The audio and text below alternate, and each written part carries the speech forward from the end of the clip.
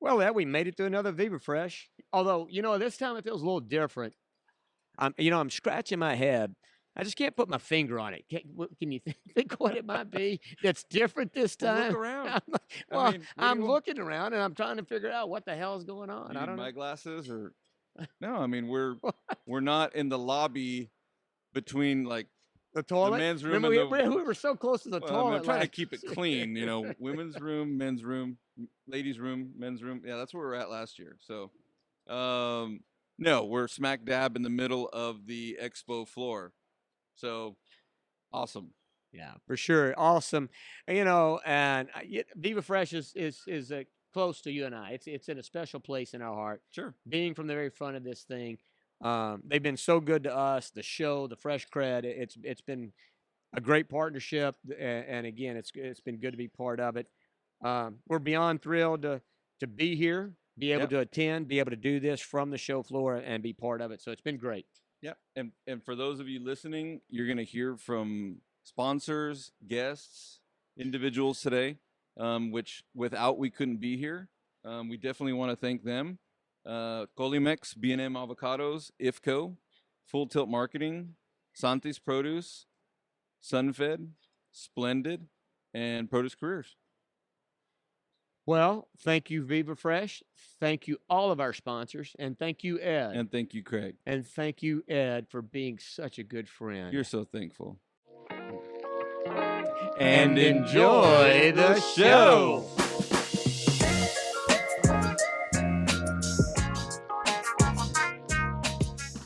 Well, welcome back. That was a pretty exciting ribbon cutting, and an even more exciting way to start. Yeah, everything can't go just smooth as butter, as they say. So, but hey, we had a good start with Mr. Bassetti. That was kind of a pleasure to have him stop by and bring some little tequila with him. Is that what that was? Oh, you didn't notice? No, I thought it was apple juice. It looked like apple juice. Well, it did look like apple juice. Yeah. And it tasted pretty good. Maybe it was yucky. apple juice. Yeah. So we are back, and we're joined by Mr. Ben Ferreira from H.E.B. Good morning. Good morning, sir. Thanks for having me. Thank you for being here. For those of you listening, H.E.B. is a huge supporter of the Viva Fresh Expo and also one of our diamond sponsors. So thank you for the support, for sure. Absolutely. This event gets bigger and bigger every year. So Ben, have you been attending since they kicked this off? Did you go back in the day when it was at the island? How long have you been coming to the? I think I go back about 10 or 15 years. 10 or 15 years. So did you ever go to the island shows? Or I did not. Okay, so you were here when they started this, so we just got kicked off. Many years down at the JW. Yeah, Yeah. for sure. But it's grown quite a bit. It really has. To say the least. It really has. Yeah. It's a great show. Well, we talked a little bit, before, kind of what this podcast, what the show's about, and Ed already mentioned, what H.E.B. means, but, how, just real quick for you, 26 years in the business, always with H.E.B., right? All with H.E.B. So just real quick, I mean, how did you get into it? How did you get here? How did you find yourself with H.E.B.? It's my story is similar to many people's that work for H.E.B., but it's unique in that my mom actually got the job for me. She was friends with. I started in a small store in west of San Antonio in a little town called Hondo, and she was friends with one of the cashiers there. And she would go to her lane every week. And one day, just in the course of conversation, she said, "I'm trying to help my son find a job while he's going to college." That is great. Yeah, no doubt. I was already employed, but I was looking for something that would be more conducive to college hours. And she said, "Well, Jeff was the name of the store director. Just talk to Jeff. We'll get him a job." So I showed up for my interview, and I never forget walking in the door and Jeff sitting behind his desk, and he says, "Oh, you Ben? Yeah, okay. Go ahead and show up Monday. And we'll start you out." And that was the interview. Wow. We don't do interviews that way. It's anymore. still that easy, right? Yeah. I was prepared for a few more questions, but Yeah. and so I just found my passion in produce. I love working with fresh produce. It's dynamic, something different every day, and what I thought would be a 4-year career while I was going to college turned into now 26 years. So you went right into produce. Well, when you got after that extensive interview, I started pushing baskets in the parking lot. Okay. And when in a small store like that, when you're pushing baskets, you're also washing toilets and doing whatever else you got to do. So I did start at the bottom. Did the checking role for a little while. But in a small store, opportunities come up, and they needed some help in produce. So I went over and covered a few shifts in produce, and figured out that that's really what I wanted to do. So from there, I went into what we call the School of Retail Management, became a produce manager, and did that for a number of years, and had the opportunity, was given the opportunity to do a merchandising role. So I went around resetting produce departments, and I enjoyed that. I like taking on challenges, and then that led into a buying role. I was in Houston for a year buying. Some of the people I'd worked with, Right. and bought produce for. Came back to San Antonio, did a corporate merchandising role, and enjoyed that. And that led to an opportunity to be a regional merchant and back in Houston. So I went back to Houston for my second tour of duty in Houston and spent 10 years there. And I was responsible for hiring produce managers, setting merchandising plans, accountable for sales and profit and that kind of a thing.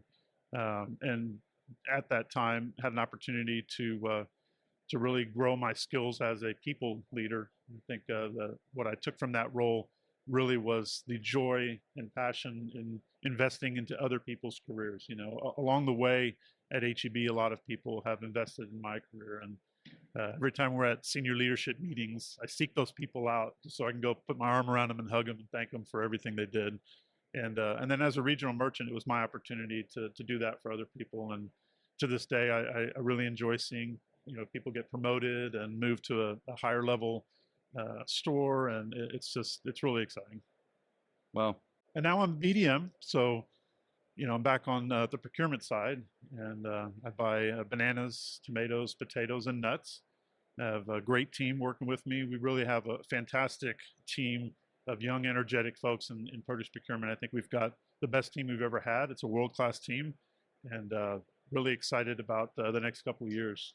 We're growing, as everybody knows. We've moved into here in the Dallas-Fort Worth area, and just a really great group of folks that are going to do great things in the next few years, I know. That's awesome. Now, if I'm in the Hondo area, can I ask for Jeff? Jeff, I think, retired out many years ago.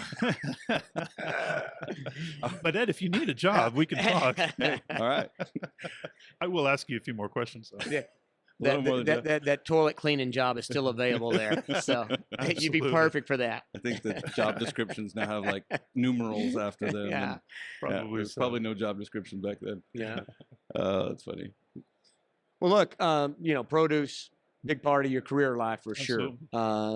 But I know you've been involved with some organizations as well when you spent time in Houston, and I believe those were produce kind of centric based education programs. Tell us a little bit about was it Provision and Recipe for Success for the two? I think you were a board member on Recipe. I was a board member on both of those. Right. And Recipe for Success is a great organization in Houston, and I had the pleasure of serving on the board for I think about 5 years.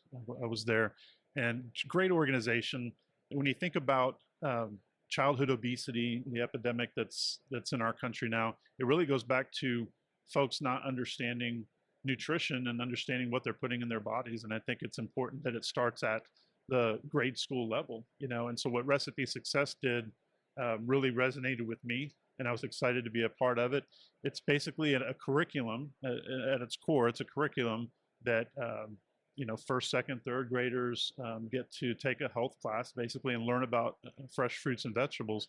But then in a tangible way, they actually garden outside the school or on school property. And so they plant, they watch the plants grow, they water them, they have to weed, they have to take care of the plant all through the cycle. Then they harvest. And I was a part one time of a cooking event. So they took the vegetables that they had grown in the garden, and they prepared recipes for us, and we graded them, and it was just fantastic. And the impact of that program is that they then take that knowledge back to their families. And so Recipe for Success had a way of actually measuring the impact it was having on the families. I was going to ask so they actually measured the effectiveness of what they were trying to do. Exactly. And so what they believed they could do, they did. and they had a positive impact on families eating more fruits and vegetables. As the kids got excited about cooking, they brought that back. So that rung a big bell for me. Obviously, being in the produce business, I want people to eat more fruits and vegetables. So yeah, great organization. They do a lot of great work. Provision is another one, located in Sunnyside, inner city Houston, working with underprivileged youth in that community. And kind of the same thing, but a little bit different tack. It's more, it's a mentorship program for young men. And as a part of that program, they garden as well. And so they have actually a large garden. Last I was there, it was 5 or 6 acres, big Wow, piece of ground. Yeah. That's a small farm. Yeah, I actually drove the tractor myself when they first were tilling the land. I came out there and helped them out because I have a little bit of experience with heavy equipment way back. Yeah. And so, so, growing different row crops, and they now have a hydroponic facility out there, and they're doing very well. And so we would partner with them. We still do. And they're young men that grow the vegetables there. We would have, this is back in 2010, I guess, market days at some of our local stores, and they would come sell their wares, and so they would learn from seed to to retail how to bring fresh fruits and vegetables to market. And so it was very exciting to watch that. Did you see any of those individuals progress into the business? I mean, do you know any success stories around that? Some of the best success stories were that they actually came back and worked with the school. So I know of at least 2 or 3 that I can think of that actually went on to college and then came back and worked for Provision and can invest back into mentoring young men themselves, having been mentees themselves. So yeah, a couple of great organizations with, obviously a tie-in to fresh produce, but great ways to give back to the community and invest in the next generation of produce customers. Well, that's awesome. And, and man, what you're talking about there really is for us, for the industry, those are the kind of things that at least I believe we need to be doing more of, right? Because, we have these shows and we all get together and talk about how do we market and how do we do it. Those grassroots efforts are some of the best marketing you can do for the entire industry, right? Absolutely. You convert people into understanding and believing. They understand what goes on at the farm level. They understand, how it's emotional and personal, and it's living. It's a living food versus a dead food. So absolutely, and I think at the core of the issue is that folks really don't understand what they're putting in their mouth in many instances. And I've been on a personal journey myself. We were talking earlier about eating more fresh fruits and vegetables. Not to go into too many details, but my doctor told me that my blood sugar level was too high, so I cut sugar out. That's difficult. I don't know if you've ever tried to cut sugar out. When you start reading labels, you're talking to Mr. Anti-Sugar. There's so, sugar in everything. I have a mild whipped cream addiction, so I recall the first 36, 48 hours of going off of sugar. It was a withdrawal. It was a legit withdrawal, and so. More important to me than actually eating, sugar-free or replacing the sugar is just eating things that are naturally free of sugar or naturally more healthy. So more salads, more fresh fruits and vegetables. So it's really personal to me now. The artificial sweeteners are a little tricky because so when we did the clean eating challenge the first year, can't remember the doctor's name, the celebrity. Oh, Ian. Yeah, I don't know. Gosh darn it! A celebrity doctor helped us out the first year we kicked off the clean eating challenge, and he brought to my attention that artificial sweeteners can be a little bit dangerous because your body perceives it as sugar. So as far as your insulin triggers, absolutely. Yeah. So like when I was using 5 packets of Splenda to sweeten my coffee, thinking that I was doing myself good, it was actually, from a physiological standpoint, relatively the same effect as far as insulin levels are concerned. Sure. So it can be kind of tricky. The body is remarkably resilient, though. And so when I went through my sugar detox and I came out the other end, it wasn't quite as bad as I thought. It was a week that was pretty challenging, but I'm in a pretty good rhythm now. And it's just amazing how you look at food differently now. So my wife and I were at a restaurant the other day, and we were standing there as they were making a batch of sweet tea, which is my weakness. So the most difficult thing for me to give up was sweet. I'm a Texas boy. I love my sweet tea. And we happened to witness them making the sweet tea as we were standing there, and there was this bag of sugar, I guess it was a 5-pound bag of sugar, and they just dumped it in, and it hits differently when it's personal to you and you realize, the effect sugar has on your body. I thought, I can't believe I did that for all these years. So Yeah, for me, that sugar is a drug as far as I'm concerned. I mean, it absolutely really is. is, and the negative effects that it has on the body, it's just far greater than anything else. I mean, but like you said, people don't realize how much sugar they ingest, even when they think they've stopped eating sugar. If you're not reading labels, if you're not paying attention to it, you're still taking in a fair amount of sugar, and then the substitutes aren't a good substitute. So Absolutely right. and I was blessed, though. I'm being a native Texan as well. My dad was from West Texas. My mother from East Texas. Okay. East Texas, it was sweet tea. For whatever reason, West Texas, it was sugar-free, and we all drank. I grew up drinking iced tea that was unsweetened, and Oh, good. and coffee that was unsweetened. So it was easy. I think it's West Texas, like all the way through to Arizona. Because when I lived in Arizona, nobody drank sweet tea. tea. Yeah. So I'm counting calories as well. I know there's back and forth about the value of that, but what I've found out for myself is I drank a lot of empty calories. So I was probably consuming 12 to 1,500 calories a day of just sugary drinks. Yeah. But also intermittent fasting. I've experimented with that. I think everybody's.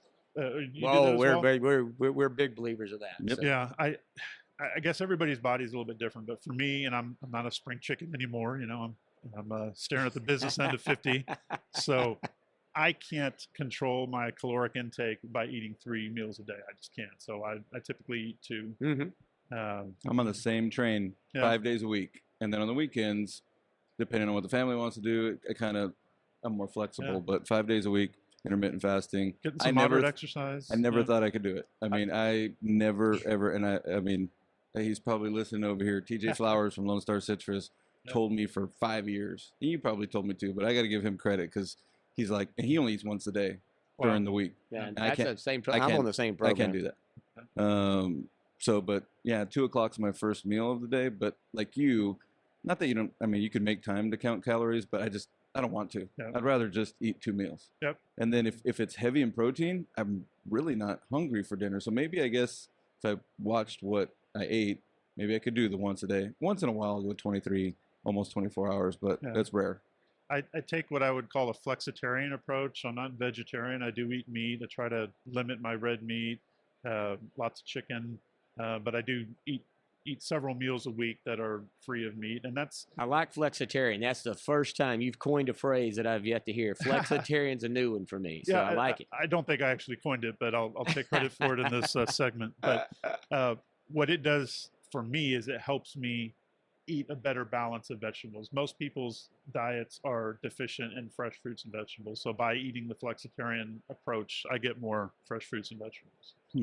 All right, we can't let you get out of here without at least giving your prognosis. What in the produce space in your years of being in, what you've watched? What has in this current day right now? What's the hot item? What's really out there shaking things up that's new and different? And do you see anything on the horizon that people are going to be leaning into, either to avoid meat or to make these lifestyle changes? I mean, any insight into what's going on today and what you see for the future? Yeah, I wish I had a crystal ball. It's broken through these last 3 years. But I think the best thing I think that's come of all the turmoil the last few years is I think folks are paying a little bit more attention to what they're eating.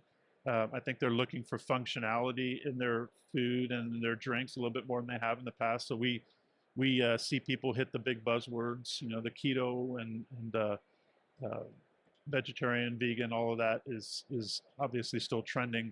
But I think folks are more willing to try new fruits and vegetables. You look at what's happened with dragon fruit, over the last couple of years. It was a relatively unknown, item, and now it's approaching mainstream. We sell a lot of dragon fruit and have a lot of fun with events. Jason Raddick, my counterpart, on the tropical fruit side, does a great job with that item. So I think folks are more curious now, but are really looking to understand what they're eating. And I think we have to be fast on the trends. I have the nuts and snacks category. The nuts and snacks. Okay, yeah. Yeah. So all your tree nuts and dried fruit and all that. So again, back to functionality. I think people are really looking for either protein replacement or energy, immunity, all those things. So when COVID hit, all of those types of items increased tremendously in terms of volume. Fresh juices on the fresh juice side, people really looking for immunity benefits and energy. So I think that'll continue. I think it's great that people are paying attention to what they're eating, and it's a great opportunity for us as retailers to educate and teach. Cool. A lot of demo opportunities, store demo opportunities, right? Absolutely. I'm a big fan of that. We're just starting to get back into that in a small way after COVID, but I think it's the ultimate sales tactic too, getting something in somebody's mouth. Oh, yeah. I think produce is an emotional experience. And when I talk to suppliers, I want to be wowed because the customer wants to be wowed. So if I put something in my mouth and I get a big smile and wow, that's the response I'm looking for. And so, on my desk, I'm very flavor forward, especially on the tomato side. I want that experience that I know will translate to a customer experience and to be excited about it. So there's never been more opportunity, I think, than right now to educate folks about fresh produce. And it's an exciting time. It's not without its challenges. We're facing the same challenges that everybody else is. With labor and inputs of cost going up. Inflation is just inflation, all that. But I saw this. I remember in 2008 when the economy took a downturn. We were setting records and prime beef and all these kind of higher end products, and it was counterintuitive. And then we realized that in a time of inflation and tough economic times, people will pull back to the grocery store. They will eat out a little bit less. And so no matter what's going on in the economy and the world, it's always an opportunity for retailers and certainly for fresh produce as people kind of pull back to that default position of shopping at the grocery store. Definitely noticed that. Yeah. Well, and the interview we did yesterday with Charlie Rocket, we got on the conversation about, we're really in the business of selling energy. We're in the energy space, the best kind of energy, right? Absolutely. And it's the most efficient human energy. Clean burning, efficient, right? Well, it is. It's a clean burning fuel, and that's what all these folks. That's what we all do. Here's what you guys do at H.E.B. I mean, you talk about whether it's pandemic, non-pandemic, people. They got to have fuel for the body. Absolutely, and I'm living it right now. I'm understanding as I've cleaned up my diet, my energy levels are through the roof. That's actually, not to get back to the sugar thing, but that's actually what was my first red flag, is my energy level went in the tank. I was coming home from work and sitting on the couch, and my wife was like, "This is not like you." And so since then, and cleaning up the diet, my energy level is just back to where it was 10 or 15 years ago. I'm going to send him our first podcast where I talked about laying on the ground after work and staring at my wife and saying, how the hell is she doing all this stuff? Because I feel like I'm going to die. That was me. I lived it. Yeah. Totally get it. Yeah, and like I say, so my and my wife hates it, but I go ahead and say it anyway. Oh, of course. She hates it, so you're going to say it. And for me, Satan is manifested in sugar. That's just the way sugar is just. You don't just accidentally evil. eat sugar once in a while? Like, oh man, yeah, no, I do. There's no doubt. I do. I'll be honest. Okay. I do. How do you think you make an old fashioned? Yeah. You got to put a sugar cube in there. So I accidentally every now and then when I have an old fashioned, I have at least sugar. That's true. Again, it is. I don't. I'm not. I avoid a hell of a lot more than I used to. I mean, I'm very cognizant of it. The world looks different though when you're thinking that way. Yeah. Everything that you shouldn't eat is just screaming at you. Yeah. The shopping experience is different for me now, but yeah, I like a good old fashioned as well. All right. Well, you know what? Next show, we're going to bring old fashions. That's going to be our thing. All right. We'll move you to the end instead of the beginning. That way we could wrap up with. Shout out to my boss, David Figliola. You got to include him because he loves a good old fashioned. Is he an old fashioned guy too? Oh yeah. So nice. are you familiar with Whistle Pig Rye? I am not. Oh my gosh. All right. So 10-year Whistle Pig Rye, straight traditional old fashioned single cube, and then do you have a smoke so you can do a smoked old fashioned? I don't at home. No. Oh my goodness, yeah. So they've got these little discs that you can put on top of it and make a smoke one, or you've got the globe that you can smoke it either way. But I'm telling you right there, I mean, just the process of making it is special. I'm intrigued. Is it 5 o'clock yet? Somewhere, as they say, somewhere it is for sure. Well, I'll tell you where they have a really good one next year at Viva Fresh in Houston at the Marriott Marquis. Okay. That's where I found that's where I found the Whistle Pig. I had never had Whistle Pig up until then. But it's a Whistle Pig 10-year rye. Well, look, we Thank you for go joining forever. us. Yeah, Thank you for having me. Yeah, Really it's enjoyed it. been a blast, and hey, these things always seem to end too quickly, but Yeah. we'll get you back. I appreciate it. I'd love to. Have you come back in.